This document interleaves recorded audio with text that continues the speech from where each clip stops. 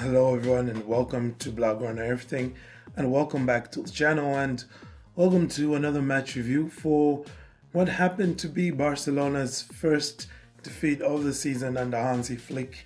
And well, basically Barcelona has kicked off their Champions League campaign same way they ended the last one, down to 10 men and losing to a team from Ligue 1. Where it's worrying for Barca, of course, is the fact that Monaco is their pot 4 team. So, this was supposed to be their quote-unquote easy fixture.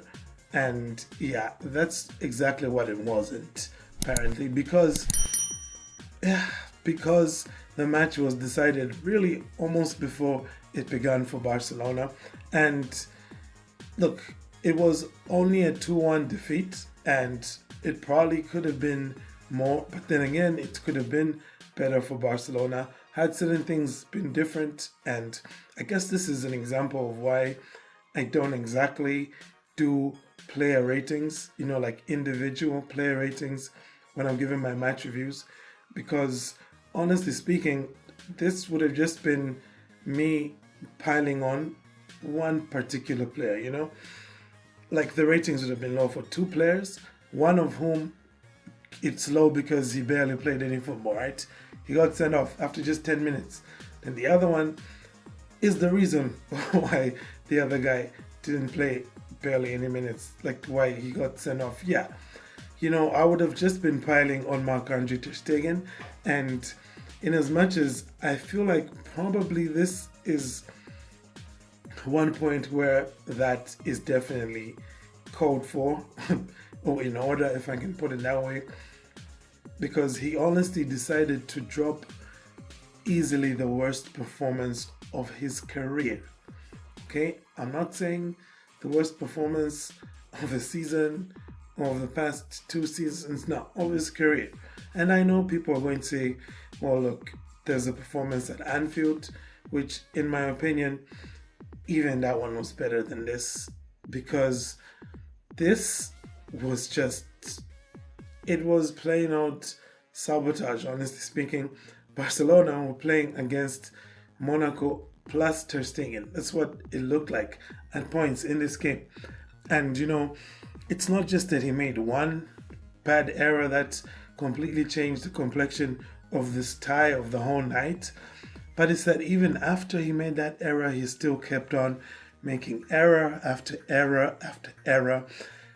And with Joan Laporta there in the stands, I honestly don't see how Ter Stegen survives beyond this season. Like literally, he has to go on some generational stuff, like the kids would say. He has to go on a generational run where he probably doesn't concede another goal for the rest of the season, and he saves every penalty he's up against. That's the only way I could honestly see him staying, because this was really, really bad. And it's a shame because ultimately, it overshadows what was a pretty wonderful moment, a moment of genius from Lamine Yamal with his goal, becoming the second youngest scorer in Champions League history. And the one guy who was the youngest scorer was also on the bench, and he really just got garbage time minutes. That was Ansu Fati, and it really went just as bad as you probably could have thought things could go with Dani Olmo now out of the squad. So, I will probably have to confess to the fact that I did, in some kind of discussions, hint at the fact that I felt that Barcelona were probably going to drop points against either one of Monaco, Borussia Dortmund. But I honestly didn't see the case where Barca could drop points against both.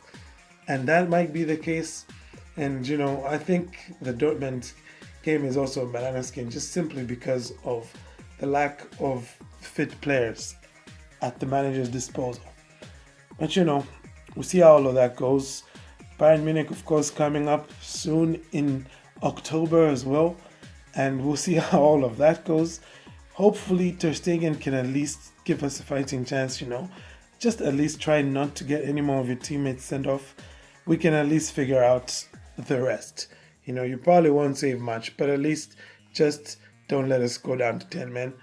And honestly, if I'm Ter Stegen right now, don't even bother writing an apology. You know, those tweets he likes posting with the apology. Don't even bother with that. And just stay off of socials, because the rest of this season it's going to be pretty rough for you, buddy. I don't know honestly how you stay Barcelona's number one beyond this season after that performance. And that's honestly not the kind of match review I wanted to do, but I am short on time, and putting in all that effort talking man of the match, all those things, negatives, positives, I really just don't have the energy for that.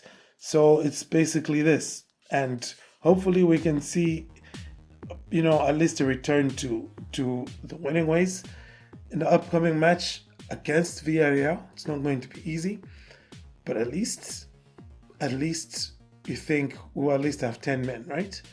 And just also on a side note, I was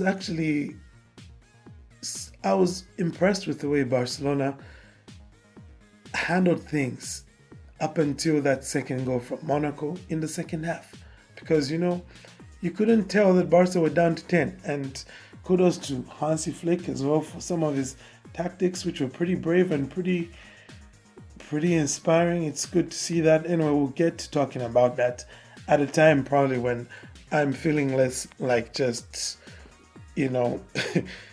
making an angry rant video about Ter Stegen. So anywho, you let me know your thoughts on how all of that went.